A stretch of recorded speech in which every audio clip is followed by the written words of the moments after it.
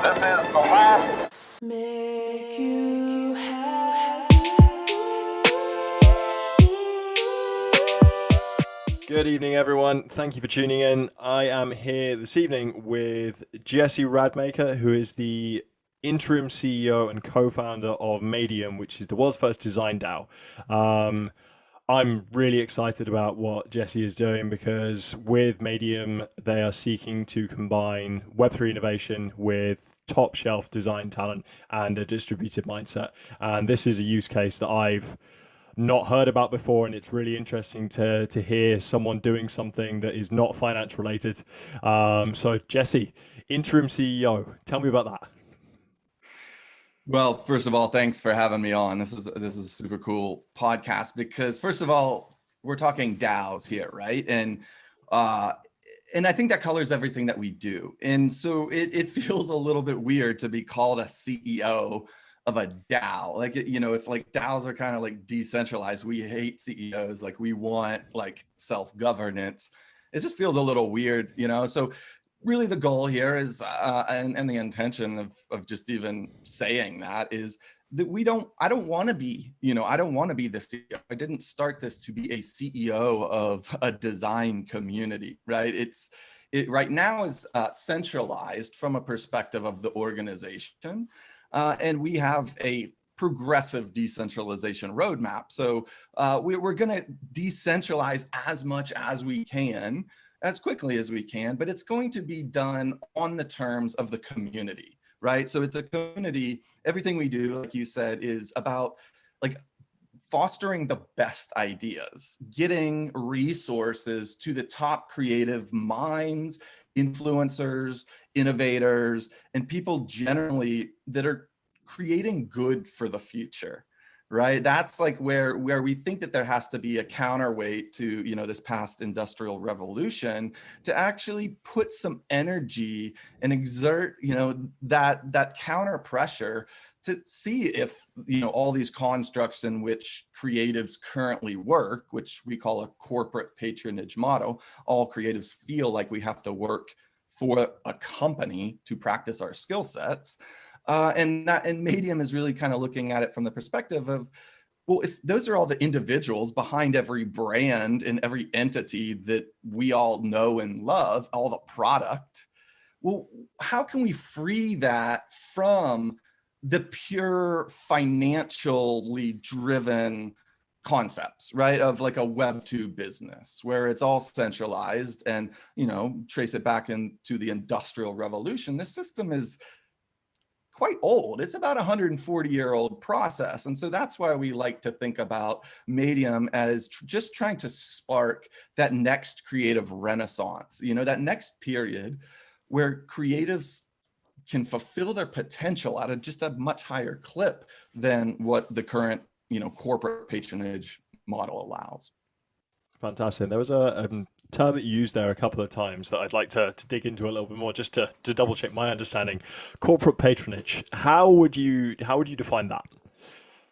So we're thinking about things on like long-term macro scales. So I think that like we kind of created Medium just by probably dreaming bigger than anybody else. Is kind of the way we put it, right? Like we think that if you have an ideal, if you have a value, now there's like whole new ways to organize around collective values, right? And so we love history because we're looking at like big periods of time, and we look back and said, what was the most prolific era in creative history? Well, it was the Renaissance. It was the creative Renaissance, the 14th century, like 600 years ago. And you said, how is all of creative capital being organized, and how did it manifest such amazing returns, right? Because the Florence, Italy area, it's like it was a small area, right? Obviously, it had influence from Europe and other places in the globe, but you can see that like now we have the ability to organize on whole new levels. And so we said, the original creative renaissance, that was a patronage model, right? The Medici family paid artists like scientists, like mathematicians, like just all kinds of human endeavors, architecture, Brunelleschi's dome. And a creative could work on a project for 50 years and not have to worry about where like the food was going to come from on the table. And so we're just going, wow, just that way of organizing creativity is way more profound than what the model feels like today, right? And then we took a long look and we said, well, how is all of creative capital being harnessed in the world today? If that was patronage, what is it today? And we took that hard look and said, well, all of creative capital is really being briefed by the corporate side of an entity, right? And you look back at that model, and it's a 140-year-old model started by Frederick Winslow Taylor. Taylorism led to the Industrial Revolutions. And so we really think that there's this pressure building within this like Web 2 mindsets and the old Industrial Revolution mindsets that's like ready to burst from a creative perspective. And so we asked 300 creatives, no matter where they worked in the industry or whether, it was transportation design, product design, UI, UX, like whatever, any kind of design skill, and then any kind of entity type, right? Like the biggest organizations in the world, the Googles, Apple, Teslas, Nike, Adidas, Under Armour, right? Wieden Kennedy, IDEO. And we asked them all, what percentage of your creative ability is utilized in your day job? And it only came back at like 20%. The whole industry, sum total globally, was saying that creativity is only being harnessed in this antiquated system at 20%. So Medium is the alternative to try to harness this lost 80% of creativity in the world.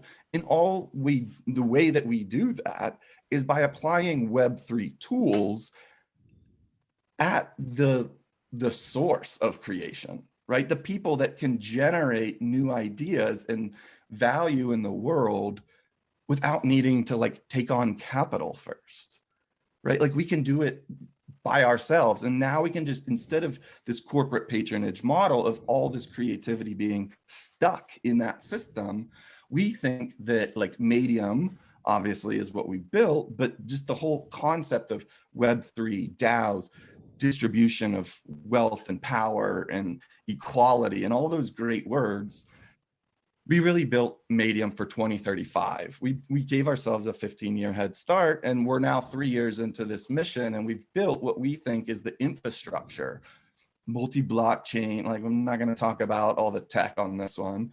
I'm a designer. So, but you get the point. We built a whole new infrastructure to bring ideas to market. Fantastic. I love the point that you made there about the Renaissance. Like when you think back to the Renaissance, there was two things that was going on. You had this massive creative revolution that was happening at the same time as what amounted to being a financial revolution with the Medici banking system. And the Medici banking system ultimately ended up forming the foundation of the financial system that we all exist in today, which is also being challenged by these Web3 technologies. So we've got this wonderful kind of time as a flat circle thing going on here with all of this stuff coming together at the same time. That's awesome. I think But isn't that like, I think that that's where like we get our optimism from, because we see a much better future. And it's not that we see it, it's that we've built the infrastructure for that future. And like after 3 years of like keeping this whole thing a secret, we're now starting this month, right? Like starting to tell people about it because, but that gets back to the decentralization roadmap, right? We kind of think you got to have like a sharp point of view.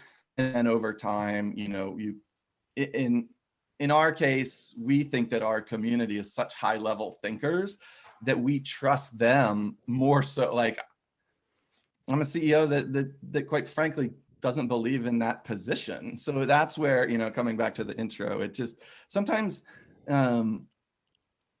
as the leader of a DAO, right, you have to do everything that a startup has to do, but the expectations are like tenfold, right? And so it's not easy, but if you just take the leap of like not trying to link yourself to like Web 2 principles, just start with a clean slate, then, you know, we're saying we'll decentralize, we're doing all these things, but, you know, we kind of feel sometimes like the space is to mature also, right? Like we've got to see what the regulatory system does.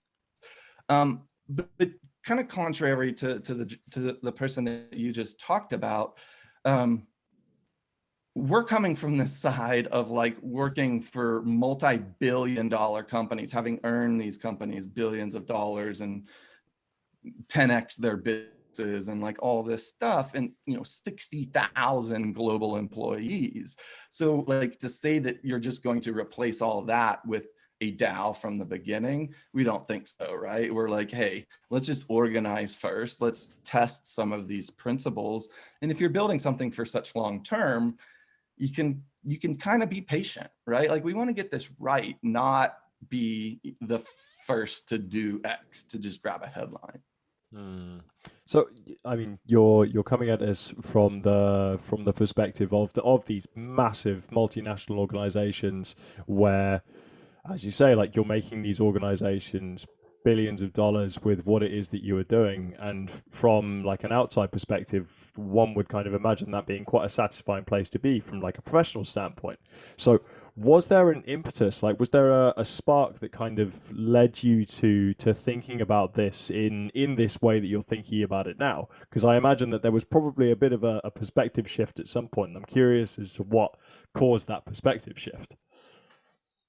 Interestingly enough, I wouldn't call it a perspective shift, okay? Because I would call it a perspective evolution.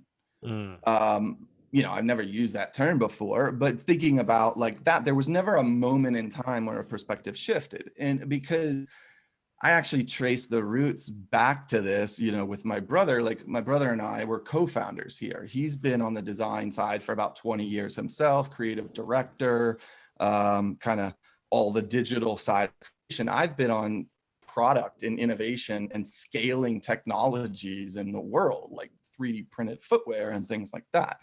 And so you can kind of see this is the first time that we're actually working together, but we've built kind of this whole new system all the way meshing all the tools of Web 3 with the concepts of DAOs, and starting it from a perspective where to date we haven't taken on any capital, right? So this is really important to us. Like we're not DAO purist from a perspective of code, right? Like code is gonna like rule the world. We believe in kind of a more human future, and DAOs are just this new mechanism, right? That allows organizations to be started, even if it's not a pure DAO up front, right? Like that's why we're giving ourselves time to get this right. Then you can just always work from like a really pure perspective. And so we built this kind of elaborate system, but our business is really simple from the perspective is that we just ask like, hey, does this tool add value to like a top creative or a top innovator or to our community? And that's, you know, that's where you're free of all the Web 2 principles of like every decision having to be pushed through this way. So we worked for big organizations. We worked in the Web 2. We drove businesses and built brands, right? With like celebrities and athletes and anything from professional skaters, snowboarders, like rappers, basketball MVP of the league, like all this stuff. But we always did it kind of under the umbrella of a big corporation. And when you look at it, what the shift to Web 3 really means to us is like all those Web 3 tools, we're 3 years into this. Like we didn't build this because the tech came along, right? We had the use case and now there's applications of the technology. And so rather than like the DeFi solutions, right, that are kind of easy to do, we're not asking people to just contribute money. We're asking them to like come together as a community and just contribute value to one another, right? So that's where rather than all of this creative capital being stuck in these corporations where there's artificial walls put up between creatives, legal walls and NDAs and like, you get in trouble maybe if you talk to your friend about the wrong thing, right? Like you end up in court. And we believe that that's a way to try to control creativity, and it's only getting, you know, about 20% of creativity out of people. So we're like, hey, how do you use, you know, for 3 years, we've been just asking this community, what do you like, what's the future of the design industry? What's the future of how you want to work? We love the phrase design entrepreneurship, right? So we're really set up for hopefully people to start new businesses and new brands. And that's where you see celebrities, influencers, athletes can start their own brand rather than going to like somebody else's brand and just being the face of their brand of a marketing campaign and only getting like 5% royalty on their product. It's like, nah, you can do it all now for yourself and build equity into your name. And all you have to do is create value for your followers and the people that already appreciate your point of view. And now there's just a whole bunch of ways to start to monetize that. It's fantastic. I mean, this is the kind of the big thing that the Web3 technologies allow is disintermediation. It's a way for you to connect directly with your fan base, directly with your community, directly with a community of like-minded individuals, whereby you will be able to expend more of your creativity than just like the ceiling of 20%. And I think that what you mentioned there around design entrepreneurship, I mean, one of the things that we were talking about before we hit record was this idea of empowering entrepreneurship. And I imagine that I'm not coming at this from a design background. I have a professional history as long as one's arm, and nothing in that history is anything design related. So I'm completely naive in that regard. Cool. But So, yeah, I mean, we like part of our job, right, is to teach design. I mean, that's like, if you want, we're design advocates, like full stop. Like you can see all these other things that we're doing, but if you really want to know why we exist, is because we're designers. We felt the frustrations of working in this kind of antiquated system where the end consumer like never got to see a pure concept at market. Like it would always, a concept would get like chewed up and the sales people would say, oh, we need it to be this market. And, you know, it was just this, there was the bureaucracy that any idea had to move through before the end consumer can realize it. And we have just removed that bureaucracy. And you asked me about like, what was like the evolution of these concepts? When we traced it back, like there's elements that we were thinking about 20 years ago, right? And so that's why I say it's an evolution, because you know, I dropped out of design school, right? And I went out and snowboarded in Breckenridge and did that and went back to school. Industrial design, and I dropped out because I realized that in the industrial design profession, like design's packaging. And in my eyes, I'm like, wait a minute, all this creativity is like literally being used to design trash in the world. Like not the thing people want, but the packaging around the thing people want. And so you can see like these perspectives were kind of hitting us back in like literally 2000, right?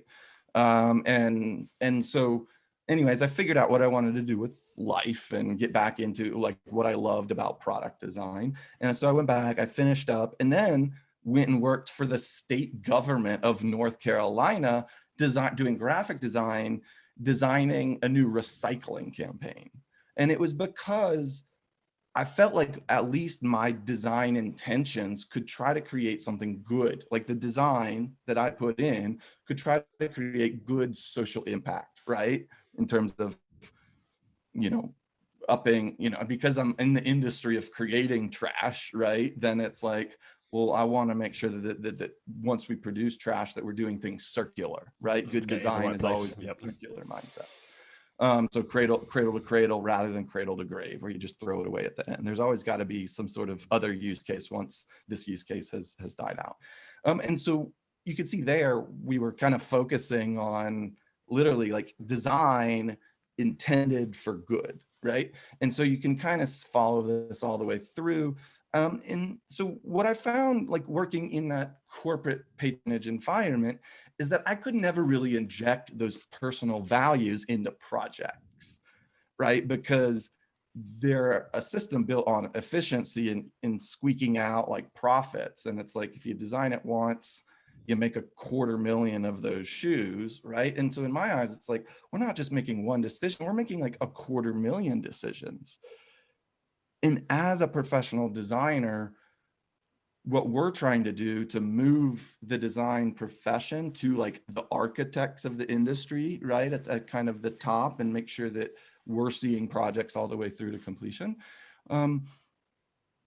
We have to take on those real challenges of our profession, right? We have to own. And so for so long, I even justified to myself, like, oh, I'm creating these things and I expect recycled materials. But at the end of the day, if it, that material was 5 cents more per unit, it was going to get stripped out, right? So it was just like, man, you set these intentions, but you realize you don't have the power to get those ideas purely through. And so now, if we are actually trying to elevate, we're really inspired by what the architecture industry did in the US like 60 or so years ago, where they elevated themselves, they set kind of the industry standards, and they got sign off on things, right? They got kind of final say. And so that's really Medium's kind of principle, is that we're just reorganizing all this collective talent, and we're giving the power to them, and let them decide how they want to self-govern, right? So we have some ideas about self-governance ourselves, but like, it's going to be the community that comes to some sort of agreement and consensus amongst them. We'll be involved in the conversation, but you can see over time, this is a community that we really trust to take up the mantle and make some really big kind of century-long decisions. And you mentioned, education and looking to hand this off to the community, and one of the features of your community being that this community is incredibly well informed. As the community grows and as your educational initiatives kind of increase in scope and scale, and maybe you end up with not necessarily less well-informed members of the community, but members of the community who don't necessarily bring the same perspective because maybe they're approaching design from a non-traditional background. Sure. What do you envisage that governance process kind of looking like, whereby you have views that maybe wouldn't be your kind of normal perspective on things, but they are still valid because they've been included in the community? Are you asking me my opinion on that? Yeah. So what would your opinion be on that? My opinion would be, ask the community what their opinion is, right? Like, I think that that's not my decision. Like, yeah. I can tell you what my opinion is and how we're setting this up, right? I guess that's fair. So let's just take it from that perspective. So right now, yes, long-term, we're thinking long-term. So right now we're organizing around the world's top talent, right? So we're not saying that we're decentralized right now. We are permissioned, okay? So we know who this top talent is that's coming into the community, and they're vetted essentially, right? And in the vetting process, that's not a laborious process. You just have to show us that like you can execute an idea. So that's where we say professional designers. It kind of sets the tone for, hey, if this is a peer group of professional designers, it's like, would you hire that person to work directly with you? Do you trust them on that peer level to do business with that person? That's the type of environment and community that this is set up to do. So peer to peer, it's like this trusted environment that anybody in the system, like you can, they're humans, but they have something to show that they're able to execute. So if you hired them, if you pulled them into your project as a peer, you could trust that they're going to like do their job, right? And then you can divvy up percentages of those profits, like instead of paying people. So now you can build these collective teams with all these different skill sets.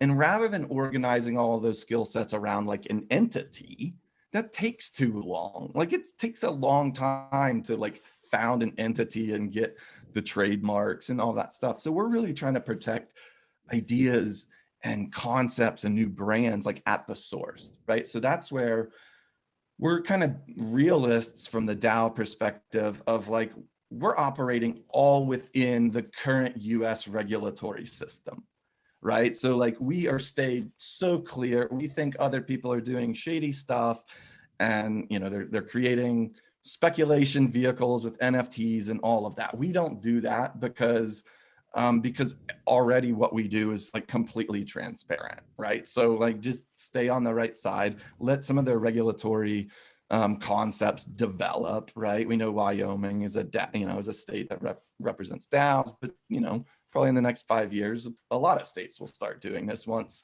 they start seeing the pressure mechanism that it puts on like standard corporations.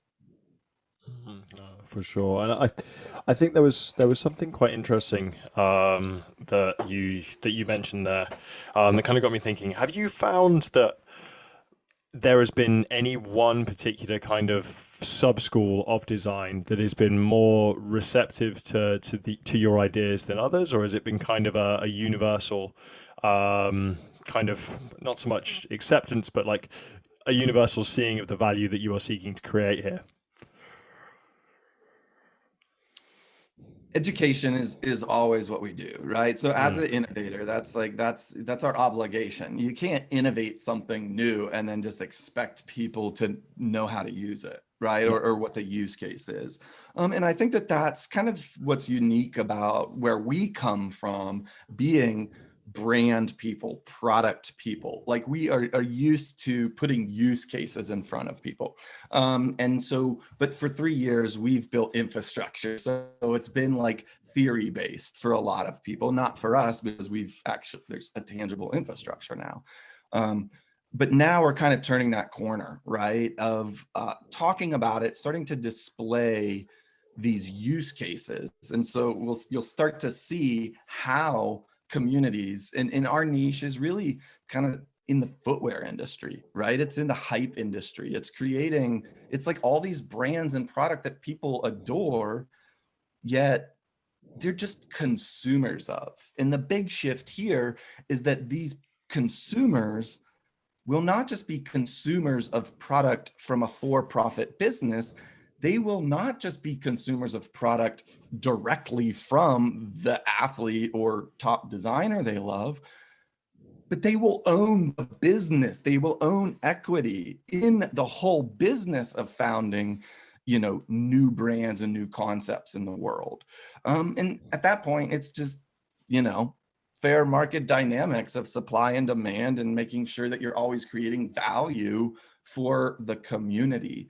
And we're obviously just dead set on creating value for the design profession. But then when you think long term, to wrap up your previous question, was that we are training the whole next generation of designers, right? So we're not the biggest fan of current establishment university education settings. You and me both. Like once you work for state government and you're like, wow, I worked for like the Department of Environment and Natural Resources, and there was less bureaucracy there than there was in a corporation. And it's just like, that's how far like antiquated I think that system is. And so what we did was just like clean break. Those are the people that are creating all the value. And now we, the creatives, we trust the creatives have so many more values, right? Like we start to inject things that we see like sustainability or equality or these great things, tearing down the isms and allowing just people and individuals to come together to create value. And so education is a big part of that, right? Because we're trying to retrain a whole generation from the mindsets that they have to go and get the internship. Like that's the only way to get any education, to go from education to experience. And we're going, no, we've got the world's best creatives, and they'll directly, most creatives want to share their education and share knowledge freely and teach. So we just set up mentorship programs and apprenticeship programs and training that next class. So once they get out of a formal education situation, they're entering into an environment where they don't have to always go work in-house somewhere to get that experience, because only like one person out of every 100 applicants are actually going to be accepted. So we're like, okay, 99% of people, they might have good ideas. They might be the next innovator or whatever. So like, how do you also get them real world experience? And that looks like partnerships, mentorships, like pros that might be designing with the, with the world's best rappers or celebrities or YouTubers, but they get pulled into the conversation just to be able to be on the phone and hear hear how that design pitch was pitched. Like, that has so much educational value from somebody that has kind of just came from an exclusively like traditional education background. I mean, the traditional education background will get you so far, but that ceiling will be the 20% of your creative output. So, I mean, in order to unlock that extra 80%, like you have to do something different. And I think this is the thing that the Web3 enables. Is we like, just because something has always been done one way historically has kind of generally tended to mean that it's because that is the best way to do it and that's the only way to do it. But with technology and with what blockchain and Web3 enables, that question is something that can be asked again. And I think there is a tremendous amount of value, which you don't know what you don't know. And there are so many innovative ways to organize around something and educate around something using this technology that nobody's even thought about yet. So hearing that this is what you are doing, I mean, it sounds like an internship on steroids. Like you're on a phone with all of these amazing, like high level designers who have this massive amount of influence as like a complete junior to the industry. That will be like, that must be absolutely mind blowing. Exactly. I mean, because think that for 3 years, we built a system to just create as much value as possible for every piece of the system, right? So we cherry pick the best parts, right? In our eyes, the creatives are the best part. And then also people that have marketing bases, that already have an audience that might have a bunch of viewers or a bunch of followers, but they haven't really figured out how to like monetize and build like their brand, right? They have like a brand identity, but they haven't yet like looked at all the ways to start to monetize those things. And here it's just like, okay, well, if you're an athlete or a celebrity, you have a brand identity, you have a personal brand that you've curated over the last 10 years. Now, like you can actually just pair with the world's best creatives to start your own footwear brand, right? And this is kind of where, we're not always, just because we're a DAO and we believe in open source, we also know that we have to protect some of our IP until it's right, yeah, for sure. And so I can't really talk about everything we're doing in the footwear space other than to say that there's people in this community, myself included, that have scaled 3D printing and footwear to, pretty large successful programs. And so, but we're flipping it, right? Because it's using all the Web3 stuff versus the Web2 stuff. And that's where you get to like profit margin. Like you don't need volume anymore, right? And I think that that's a big shift with Web3 is that you go like Web2 businesses always needed scales of economy, right? They always needed to get to high volumes to pay off amortization of all the cost, that went into a project. And, some people say, hey, Medium's just really clever organizers, which is kind of a funny way of saying it. Also, people call us a design super union. That like, if you don't know what a DAO is, it's like, we're a design super union. And then all of a sudden people go, oh, I get it. Like you're just organizing kind of on the behalf of a collective, talented group of people, right? And we only exist as a service to them. And we're always trying to give profits back because we don't have outside investors, right? So there's really nobody outside of the system to please other than the community. So this is where we see like that trigger being that like, if a lot of Web2 businesses are just middle people, they're just organizations that capitalize on other people's creations or other people's talent or other people's reputation. And they like marketing deals with those people because then that gives them kind of credibility within a sector. But in this whole bold new future, like that marketing person, the asset, right? We don't like to call individuals assets. We don't really like the talent management word sometimes, but you know, that talent, the person that has something of value that other people appreciate, now can not just tap into the world's best creatives, but they can tap into things like infrastructure and like on-demand manufacturing and direct to market. And all of this is blockchain enabled. And so it gets to the Internet of Things. And you see that we're linking up so many of these technologies, and it's all being driven purely from the perspective of the community. And that's like how, you know, to this point, this is kind of the interesting part of being a DAO founder or quote unquote an interim CEO, is that sometimes like this is where like the progressive decentralization model is kind of beneficial, that it's like, okay, I can actually make a unilateral decision. And we've made unilateral decisions up to this point because nobody even knew Medium existed, right?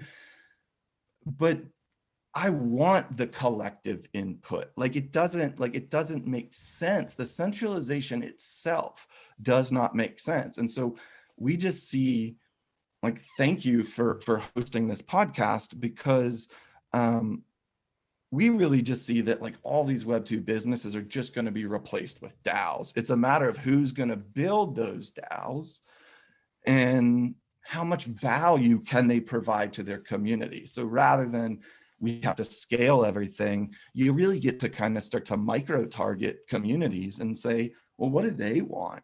You know, like what, like how would they make decisions? And it could be 100,000 people. It doesn't need to be 100 million people, right? And so to us, that adds diversity in the marketplace.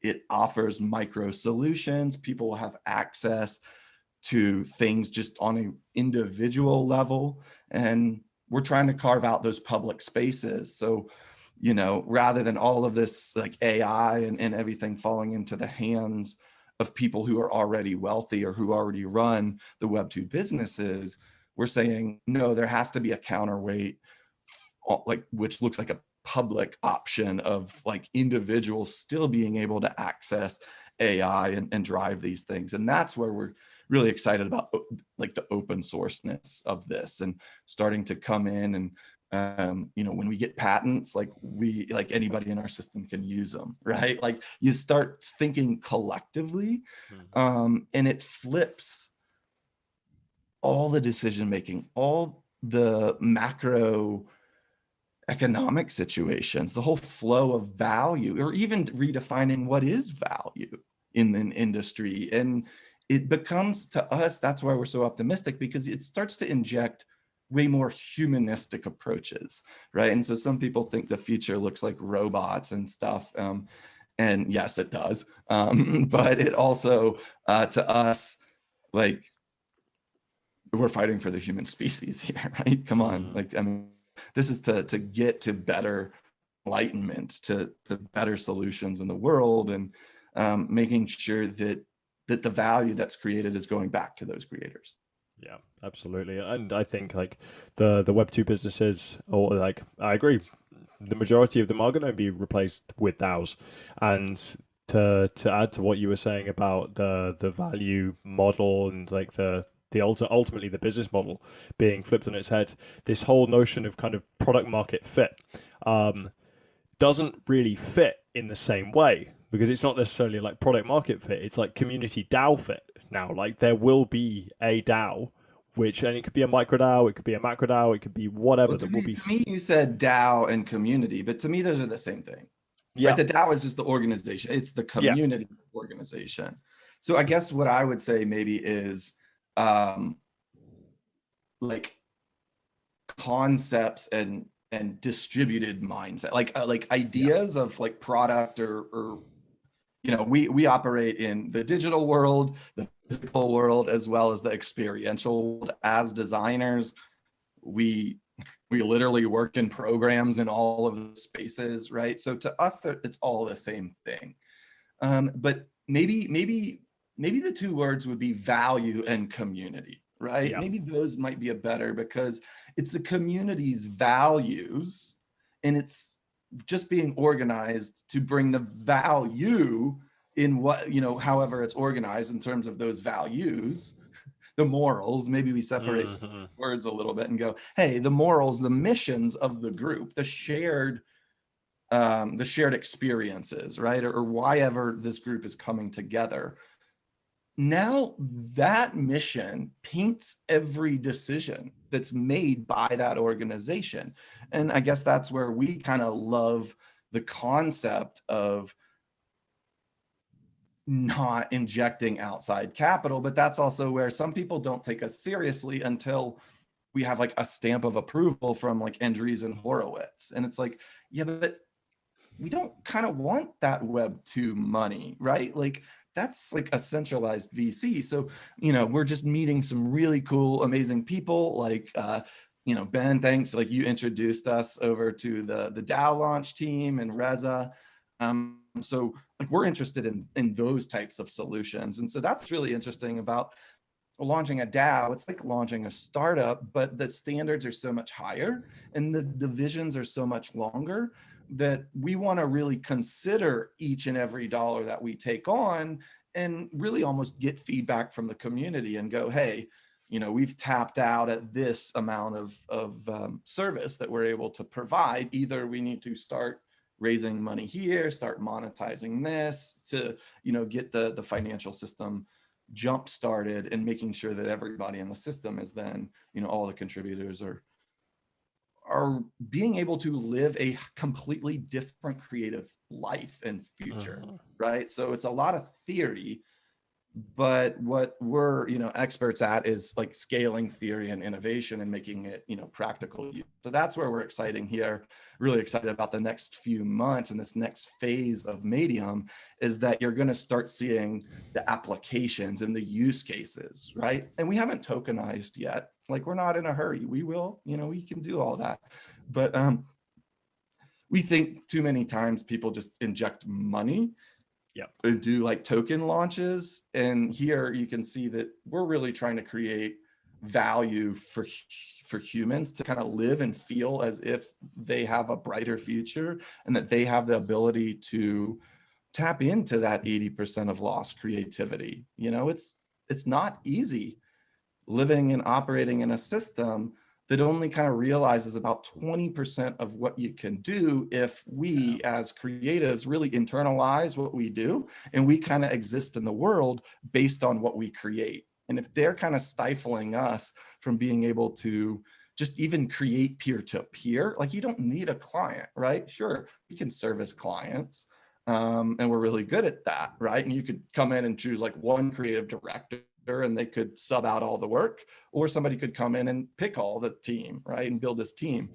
And now you can build it in profit percentages and stuff like that. So rather than just cash payment, you got like committed teams, right? But like Reza, what Reza and team over at DAO Launch are doing, it's like, yeah, we need new funding options for this whole new kind of type of structure and organization. And I think that what I get a little gun shy is pulling that trigger without really engaging the community to understand, what it does for the organization, how that value is going to come back to them, and then ultimately, I guess, we're a little gun shy and essentially want some sort of sign off from and just go like, yeah, that feels right. Right? Like go for it, right? Like we're backing you, right? Because that's where, if we're building it for them, we didn't build it to make all these decisions ourselves. But we have to, in the short term, to get it all set up. And then we can start to hand over that power and the funds and tokenizations and start to incentivize that, right? And so I think this is also a really important way to kind of draw a little bit of a contrast against those other financial DeFi DAOs, right, that we talked about a little bit earlier, is that we're building around community, and they're the ones that will inject their values, right? So like you ask, like, how do you make decisions? Like, what if you have somebody in this system that like is a nefarious actor or something like that, right? Or you want to say a bad designer and not a professional, but they hack their way in, or like whatever you want to call it. You know, like we'll make the unilateral decision if we're forced to, you know, to make that sharp decision. But the way we would even make that decision is like, what's the most transparent, equal way to do this? Because we're setting precedent, right? So we always want to make sure that some of these really hard decisions, like on face value, it's like, oh yeah, like people are like, just take the money, like, you know, and it's like, yeah, but you know, in our eyes, it's always what strings are attached to that money. So, you know, it's like, do they understand the model of a DAO so much that they're not going to like get in and try to centralize it and undercut the whole thing of what they invested in the first place? Yeah. Yeah, and I think that's going to be the big thing going forward, because there are loads of DAOs popping up now, but I think a lot of people are using DAO as a buzzword. It's like, okay, my initial use case has run out of momentum. We're now a DAO because that's going to help bring some more people into whatever token platform protocol this may be. And then two, starting off with the best of intentions, but not necessarily knowing, for example, as you said, what strings were attached to any deals that were being made, and then the fundamental vision of whatever the project may have been being lost because of the outsized influence that anyone with funds does end up having over a project. So I think the fact that you guys have taken 3 years to get to this stage before you're even starting to like talk about what it is that you are doing, I think that's definitely the best way to do it. But it does lead me to my next question of why now? You've been building this for 3 years, kind of under the radar. Why now? Oh, for a number of reasons. Yeah, for a number of reasons. One, I think the world is catching up with these concepts, right? I mean, the fact that like you have a podcast that's dedicated to DAOs, right? Like, when did you start this podcast? Oh, the idea for this was probably 6 months or so ago, and it took me a little while to do it because, again, it felt like it wasn't the right time to do it just yet. So, Okay. Well, I guess, yeah, what you're kind of getting at, I guess, when is the right time to maybe make these shifts and these pivots? And our advice there is that you don't have to rush. You know, and we're talking to people that are really working on some really amazing projects from a DAO perspective. But our history and the way that we've operated in the industry is that I'm really comfortable working on like the minimum timeline that a project I've done in my career is like 18 months, right? But some of these projects are 3-year projects. And then sometimes I'm working 5 or 7 years out in innovation. Okay. So to me, like 3 years is like a rapid amount of time, because what we really did is we tried to build something for 2035. And somehow, because of, you know, the minds, like we started building this before COVID, right? So we were already thinking about how to organize collective global capital and create programs for them to even just manage projects and make sure that each party is legally protected. So really what we're trying to do is like Medium's like this massive like IP protection machine is kind of the way we see it, right? Because it's a community of people that create the IP from scratch. But in the corporate patronage model, when I work in that office, before it even comes out of my head and is out on paper on the computer, it's like the ownership of the company I work for. And so what we're saying, and I had this conversation today also with a creative, I'm like, no, don't post it on Instagram. Like just register it, just put it on the blockchain, throw it in an IPFS, timestamp that you're the authentic owner of this thing. So we just encourage creatives and innovators to like create an NFT, but you don't have to sell that NFT, right? Like you can just timestamp things. And so we think that these old industries, the old industrial revolution, the governance model of patents, right, in the enforcement of royalties through courts, we're not so far on the DAO side that we think we're going to create a decentralized organization that's never going to be governed by any governing body, right? And instead we're going, well, right now we're an S Corp, we qualify as a B Corp, but right now, like, until DAOs get, better preferential treatment from the government, like, why would we rush towards that, right? Like, some of these things, Bitcoin is what, over 12 years old or whatever, and the government's still trying to figure it out. But we have kind of built our system to always try to stay on the right side of the SEC, right? We don't kind of use NFTs as a asset. It's just a vehicle for assets, right? It's just a vehicle for use cases and applications and those things, right? So when you think that, like, this is the community, and so we tried to have these conversations at the executive level with these mega billion-dollar corporations, and they just didn't care to even acknowledge that this is a future possibility, right? And so it's like, okay, well, we told you so, but we were never able to change those systems from the inside. And that's why we figured, like, clean break. So 3 years ago, Sean and I, founders, left our day jobs. We've been focusing on this and building this infrastructure quietly because it's a process. Like, there's a lot of new ideas, and we're thinking about things in the flow of, like, macroeconomics and how to legally protect IP at its source, and then be able to cross-pollinate ideas, right? Designers are great, but we want to cross-pollinate like engineers in the automotive world with a designer, right? Like, people that are of completely different thinking, because we think the world's most innovative ideas are usually when worlds collide, rather than the way that the corporations kind of set up these really siloed businesses, and they're really meant to keep worlds from colliding. Yeah, no, for sure. And I think there is a resistance to the ideas around Web3 at higher levels of decision making at the moment. And we mentioned this briefly earlier before we started recording, of this idea of, like, there is a vested interest that certain individuals in traditional corporate structures, traditional more like Web2 organizations, to not understanding, like, what is going on, like, and it could be willful ignorance. It could be a case of, like, I don't want to understand this because this threatens my worldview.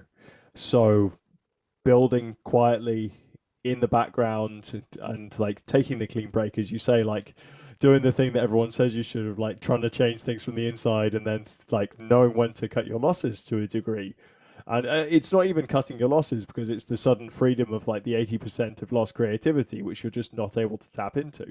Yeah, like to us, like, I mean, I've led teams of like 35 designers globally and stuff, and I guess it's really like there's a real heart and soul to what we are doing, and because we've been creatives in that corporate patronage model, and somebody that kind of was coming from the corporate side challenged me and was like, "Oh, Jesse, put your big boy pants on, and like just get over it. Stop playing the victim." And like, I was like, wow, nobody, like, the fact that like 99.9% of creatives globally, like of the 300 people we asked, like it was a consistency rate of 90. Like, I think there might have been 5 people out of 300 that gave an amount of creativity higher than 20%. Usually they were white men in very high positions already, right? Where they were like, I can do any project I want, right? They have all the resources and the money and the talent too, right? Really talented people. But it's not a victimhood thing. This is like if I was seeking normal startup cash, this person would go like, I got 30 people to connect you to, right? Because they're going to want in, because we're creating all this value. But the fact that we're going, no, we want to decentralize it all of a sudden that really undercuts everything that person knows of the industry. And so humans, yes, naturally, we're threatened by things we just don't understand. And I guess that's why Medium takes this keen like leadership perspective within this space to teach, to just go, there are new ways of doing these things now, and they're not theory based. They are real, and they're like real ways to give individuals the power. And you know, I worked in those organizations, and you would hear those buzzwords like people over profits. We're going to do something good. We're going to do a charity event this month. While we love that and encourage that at all costs, actually 10x your costs that you spend on that. But we think that like actually being embedded within these communities and let them not just make decisions, but contribute their values and their missions, and let them be the recipients of all that value back. And so that's where why did it take this long? Because I guess because we built something in 15 years. We built what we thought was going to be 15 years, and we built it in 3 years because things like COVID happened, right? So the world shut down, and all we did was just like, rather than launching, we were like, just build more value, more value, more value, more value, solve more problems, right? And now is the time when Medium's actually ready, and you saw the blossoming of mindsets around NFTs last year, right? You're starting to see the acceptance, at least within the people that I think are driving the future of the world, the acceptance of these concepts of a DAO, and the fact that like even giving us space to go, yes, you're a DAO, your intentions are to be a pure DAO and decentralize as much as possible, but like people in the industry are like in the DAO industry are telling us, slow down. Like just, yes, like the best thing to do is to like start as centralization, like just make really sharp, like just focus on building the value for the community, then start, you know, displaying that value and engaging the community so that they understand, you know, because quite frankly, like talking about it for 3 years in theory hasn't got us that far, right? Like, and we're designers, we hate selling things that like people can't yet like experience. And right now we finally built that infrastructure that is able to take on behind the scenes some really kind of complex relationships that is kind of like the network side, but try to make it like really easy for people to use, right? Like, you know, we are always scaling these technologies. So that's why we're like tech agnostic, and we just adopt and we say, hey, any creative, you can mint on like a variety, you know, right now we've got like 4 different blockchains, we're always adding them, right? And then you can pay in cryptocurrency, but also like, you know, for people that are like launching their first NFT, they're like, my audience doesn't know how to go and buy Ether. Can they pay in like with a credit card in USD, US dollar?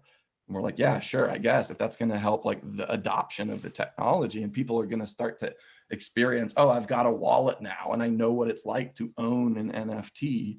Like there's this kind of onboarding process that we take a lot of responsibility in, right? And so that's where we're trying to always teach and onboard and educate and train, because quite frankly, there's so many more possibilities in this space than we can even take advantage of. So we see all these new business models, and if somebody's not doing something in the DAO space, we're like, how can we support you to start that DAO, because we can't, right? So like that's kind of the kind of approach to the DAO industry that we have.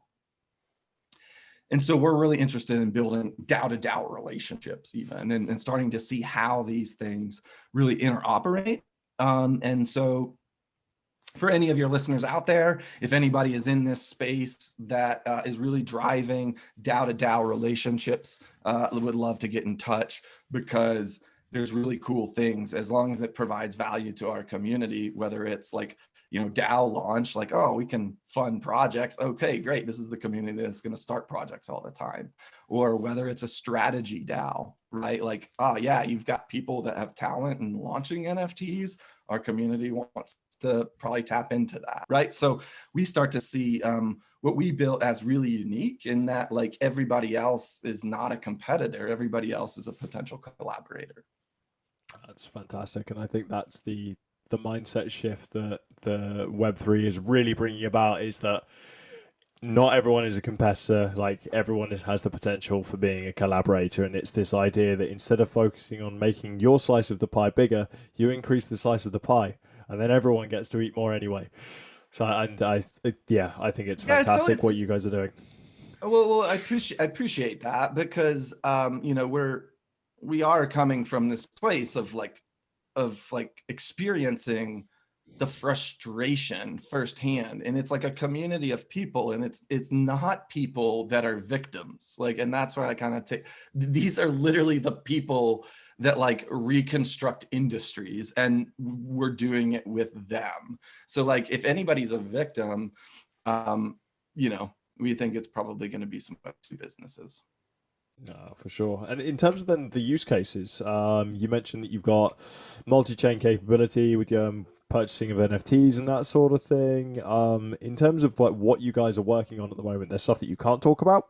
Fair enough. What can you talk about? Yeah. So let's see. Yeah. So again, we're really respectful of IP, right? So like, I guess this was an interesting conversation. So let me, before I'll answer your question a little bit more directly, but let me just set something up here. I had this conversation with like somebody that's more of a DAO purist, and they kind of saw the future as a place where it's really hard to enforce IP. That like, if there's these decentralization models, like who ultimately is going to govern and enforce IP rules? Well, all of our IP is enforceable right now, like, by legal contracts within the government structure. So when we're producing these contracts, right, it's not just a smart contract for the future. It's like, hey, let's divide up profits on an actual like partnership, like a legal partnership agreement, right? So like, we're kind of like telling people, like, just protect your own IP, protect your project. And then once your IP is protected, creatives want to go out and actually proliferate their IP, right? So instead of like me thinking that you're a competitor, if I know I'm pretty secure in that my IP has been protected and time-stamped, and that I'm going to be able to prove in court via the blockchain that I own this thing, well, now I want to proliferate it, and I'm going to want to find all of those people that could like find use cases for the thing that I created. And I want them to be using my IP, because I'm going to even not just getting like royalties off of NFTs that sell, but if in our eyes, like a creative can create one thing, and you can splice and dice the creative rights to that one thing. So you could sell 6 NFTs. It's just like, this is the metaverse NFT, right? This is used for like manufacturing. This is used for like creating the rights to produce vinyl toys in the world. Like, you know what I mean? Like, you can take a creation now, and you can, as a creative, you can splice and dice these things. So you could just sell off a piece of the IP, even if you want to retain most of it, right? So now people, the flow is that like, as long as creatives create something, whether it's peer-to-peer, right? I protected my concept, I put it on the blockchain, but I want to work with you, Ben. I want you on my project. I can go, hey, I'll offer you 20% of this project, and we'll just sign a legal contract that offers you not 20% of an entity, like an equity, but 20% of the profits off of the project, right? So these things are being organized on like more short-term projects, right? And there's like, it's not all this upfront risk to contribute your time, because you don't have to wait like 5-7 years for like an entity to IPO or something like that to cash out. These are really like NFTs that could launch next week if you had your shit together, right? So but then it also links to long-term royalties.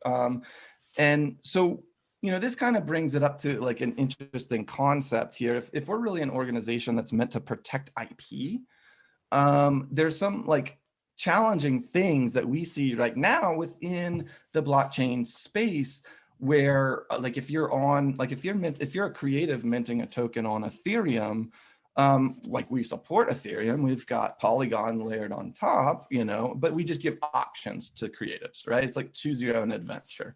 We don't tell people what to do. There's options. You figure it out for yourself, right? But every blockchain is good for something else, right?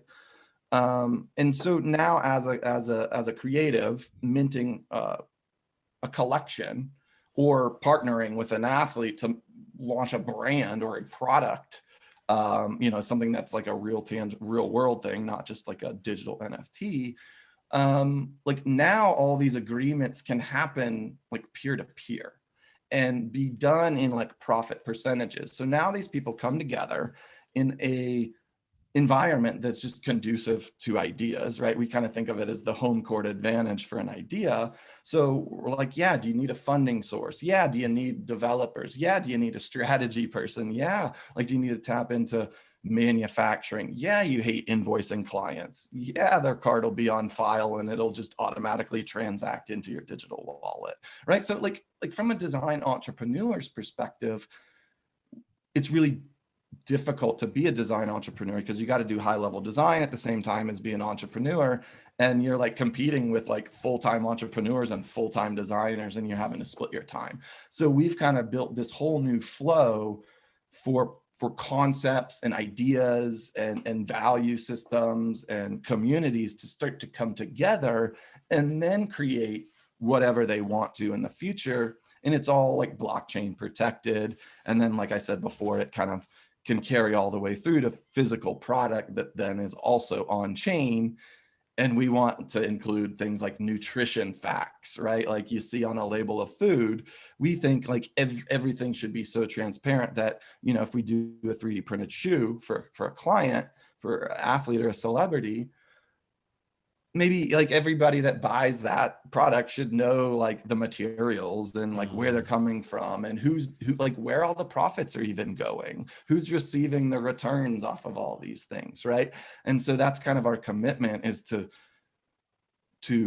we've been kind of operating under this self pressure that we exerted on ourselves to hold Sean and I, the founders, literally in check, to always try to make those decisions from a really clear perspective of providing value back to the community.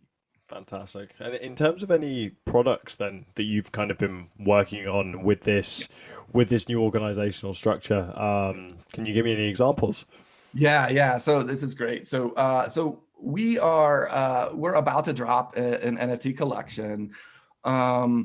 And again, like we're at the intersections of things, right? So we're at the intersections of kind of like design, the hype industry, sneakers, trying to bridge the gap between collectors of physical sneakers and trying to introduce them into like the NFT space and start to see the value of like an NFT versus just a physical thing, and then start to see how the physical thing and the NFT actually are kind of the same thing. And there's just a series of kind of educational things that we have to do to really not turn people off, because we're trying to like, it's really scary when you don't understand a technology, but hopefully you realize on this call, like I'm not trying to throw terminology at you, right? Because I'm always trying to kind of link to somebody who might just be hearing about this for the first time, right? And make it really tangible for them to go, oh yeah, I guess that doesn't really make sense. There could be it, like just to get them to think there could be a different way, right? That's the big pivot in other people. You asked what our pivot was. Ours was more of evolution, but we're trying to make that pivot in other people. And so like this next project that we're dropping, we teamed up with like 6 of the best sneaker customizers. And we got this artist named Almer Abrea. He's from Stomper House is his studio. I think he's at Stomper _ House. No E, just House. And you'll see like he does all this amazing artwork of these like monster truck versions almost of shoes that everybody loves. And he did a couple of like the shoes that I designed, like a Yeezy and like a Kanye or a Dame shoe.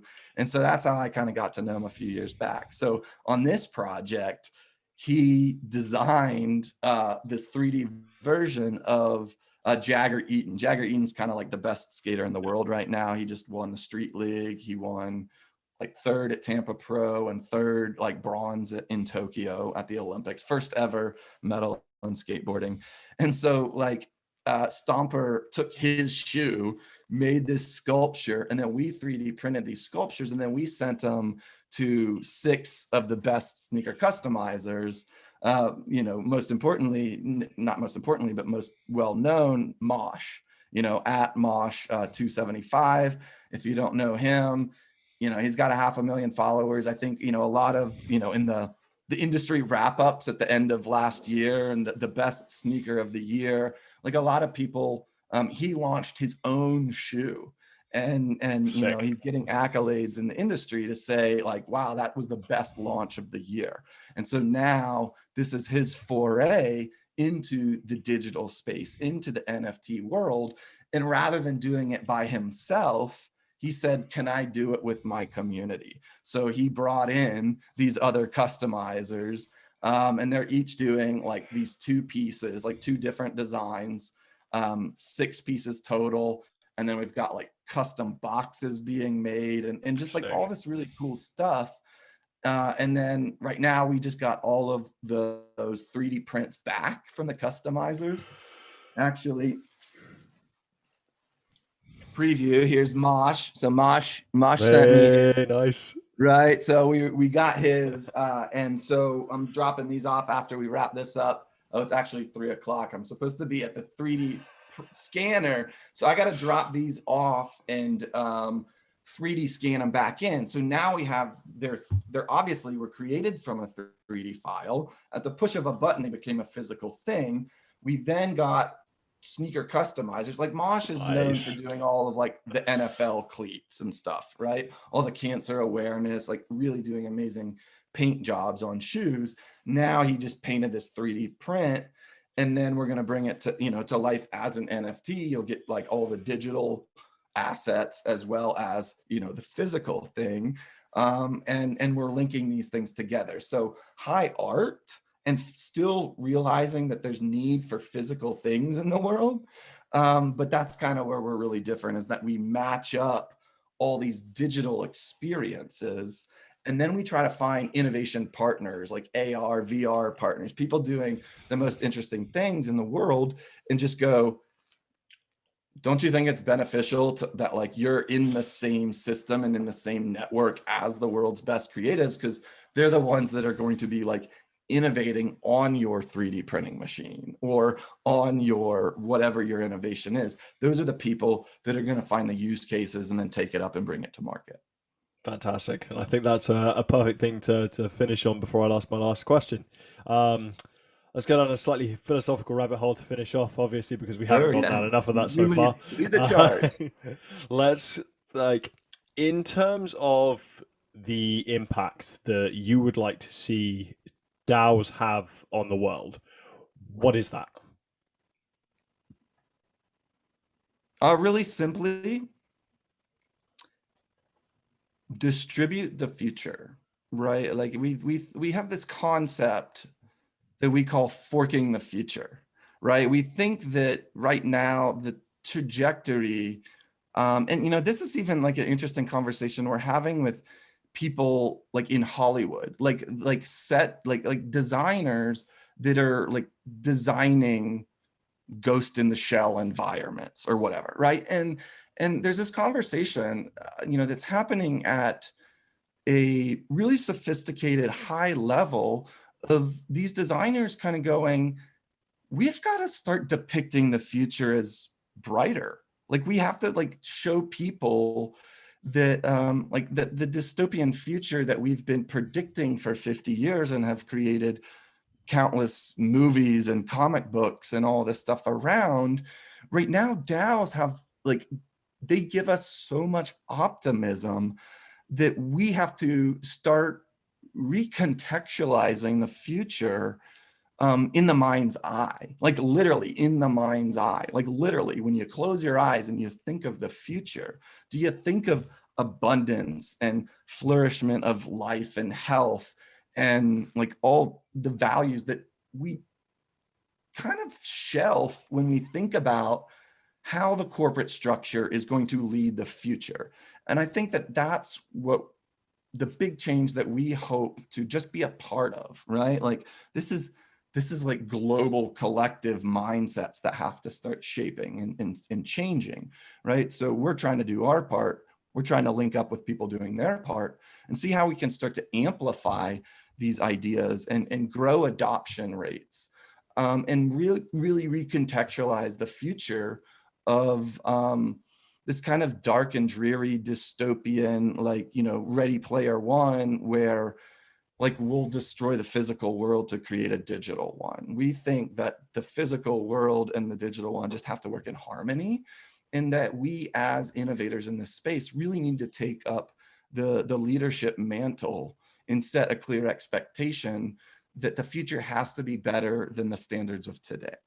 And like, that's, you know, the big conversation I took away from the Web 2 person I talked to today is like, we just didn't even see eye to eye on the fact that like there is even the potential right now to create an off ramp, to fork that future.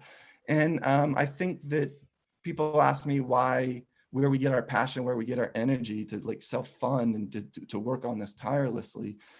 And it's really because we think we're fighting for the future of the world, right? Like, I mean, it's that simple. Like the future is stuck in the antiquated model right now. Taylorism has shown us the dystopian future. So we really think that there has to be kind of an awakening in education from the creative community to understand that we can start to inject whole new values for the future. Beautifully put. Could not have put it better myself. Thank you so much for this conversation, Jesse. Really appreciate what you guys are doing. Really appreciate you for sharing. So yeah, thank you so much. Yeah, well, thank you. And thank you for everybody that's just even interested in investigating the DAO space, right? There's a lot of FOMO. We're just like, chill the fuck out.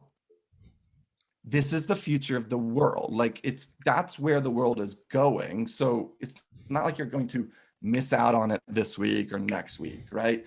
And so rather than always looking at how you can run a business in this space, all you have to do is think, how can I provide value to a specific community? And it should be your community. I was talking to a buddy of mine that loves microbrews, and it's like, that's your community. You know more about microbrews, like microbrew DAO. Like, let's do these things, right? And so what's really interesting now is just how the perspectives are changing, and the adoption rates, you know, that we start to see are going to be predicated on our ability to show these use cases rather than talking about this shit all the time. Yeah, exactly. And I think conversations like this are the start, and I think we'll see how these things evolve over the course of the next 6 months, 12 months, 2 years, 3 years, 15 years, and when we get to 2035, when you have hit full decentralization, where we're at then.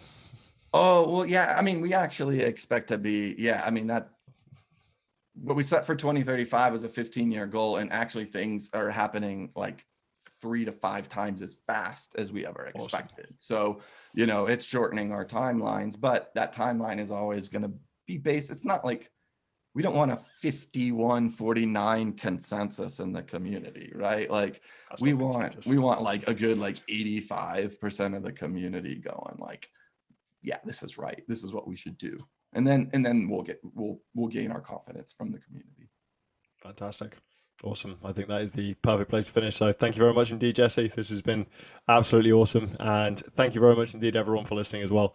I'm sure that you enjoyed this conversation as much as I did, because this has been awesome. Cool. Yeah, I appreciate everybody out there. Just keep pushing forward into the unknown. Like your intro on this is so good, because literally, I mean, we started 3 years ago. We didn't know that we were creating a DAO. Now everybody calls us a DAO. So sure, we'll call it that too, right? So it's about finding those use cases and pressing into them and letting the space kind of mature over time. Perfect. Thanks, everyone. If you're as optimistic about the future as we are, well, we need your help. Okay, so join Medium.com and the community of the world's best creatives. Together, we're going to be able to create a peer-to-peer network and really circumvent a lot of the corporations. So follow us on Twitter and Instagram @MediumMade, and we just launched Discord as well. We've got awesome new projects that are happening right now. NFTs dropping in the sneaker space, footwear artists, designers, sneaker customizers, as well as the world's top skateboarders and photographers. So hit us up. We're always looking to add talent in the Web3 space, and the digital creators that are able to create in AR and VR and in the metaverse. Hey, this is really built for you. So hit us up, and until next time, talk to you later.